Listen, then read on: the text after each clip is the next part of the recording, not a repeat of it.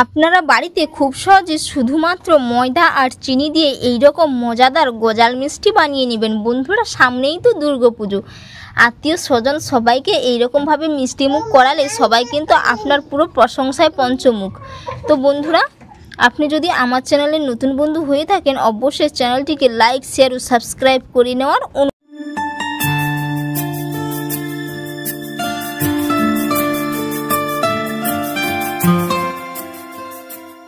নমস্কার বন্ধুরা, Sujata village cooking আপনাদের অসংখ্য ধন্যবাদ জানাই। সামনেই তো পুজো, তো আজ আমি আপনাদের ময়দা আর চিনি দিয়ে দারুণ মজার গজাল মিষ্টি বানিয়ে দেখাবো। তো বন্ধুরা, এই মিষ্টিটা আপনাদের বাড়ির দিকে কী নামে পরিচিত অবশ্যই কিন্তু আপনারা কমেন্ট করে জানাবেন। এর জন্য এখানে আমি 2 বাটি ময়দা নিয়ে নিচ্ছি। তো আপনারা ময়দার পরিমাপটা বাড়িয়ে কমিয়ে নিতে পারেন আপনাদের পছন্দ অনুযায়ী। তো এবার এর মধ্যে আমি পরিমাণ মতো লবণ দিয়ে দেব। পরিমাণ মতো লবণ, এই চামচের মাপ করে 4 চামচ সাদা তেল দিয়ে দেব ময়ামের জন্য। 1/2 চামচ বেকিং পাউডার দিয়ে দিচ্ছি। তো সমস্ত উপকরণগুলো ভালো করে একসাথে মিশিয়ে নেব। এবার আমি 4 চামচ সাদা তেল দিয়ে দেব। আর বন্ধুরা, কে কোথা থেকে ভিডিওটা দেখছেন অবশ্যই কিন্তু কমেন্ট করে জানাবেন। এবং আপনি যদি আমার চ্যানেলের নতুন বন্ধু হয়ে থাকেন অবশ্যই চ্যানেলটিকে সাবস্ক্রাইব করে নেওয়ার অনুরোধ রইল। আজকের রেসিপি যদি আপনাদের ভালো লেগে থাকে অবশ্যই একটি লাইক করে দেবেন। তো এই রকমভাবে খুব সহজে ময়ামটা করে নেব। বন্ধুরা, আপনারা কিন্তু এই মিষ্টিটা 1 মাস মতো বাড়িতে সংরক্ষণ করে রেখেও খেতে পারবেন। খেতে কিন্তু দারুণ হয়, ভেতরটা রসালো এবং বাইরে খুবই মুচমুচে।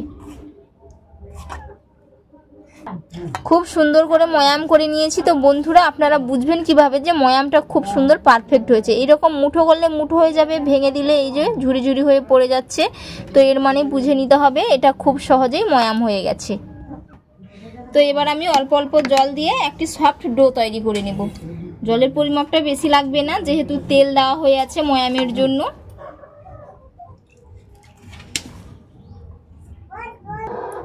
খুব সুন্দর করে একটি সফট এই যে ডো তৈরি করে নিয়েছি। এবার এর থেকে আমি ছোট ছোট করে লেচি কেটে নেব। খুব বেশি ছোট হবে না, মিডিয়াম থাকবে লেচিগুলো কেটে নিতে হবে। এই রকম সাইজ করে লেচিগুলো কেটে নেব। খুব সুন্দর করে লেচিগুলো কেটে নিয়েছি। এবার এগুলোকে হাত দিয়ে একটু এরকম ভাবে করে নেব। এই যে গোল গোল করে একটু খুব সুন্দর করে নিতে হবে।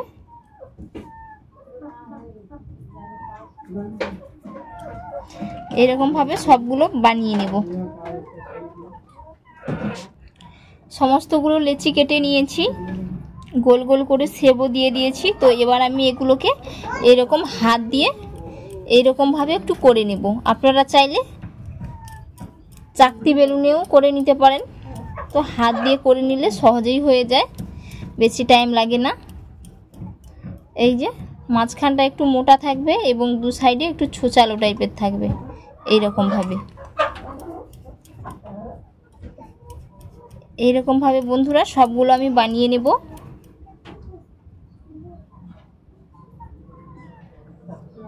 আবারও একটা আমি আপনাদের দেখিয়ে দিচ্ছি। এই যে বানিয়ে নিয়েছি।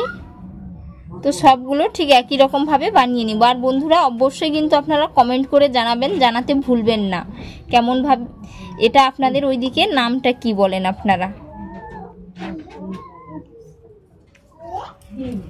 এই যে একেবারেই সহজ বানানো।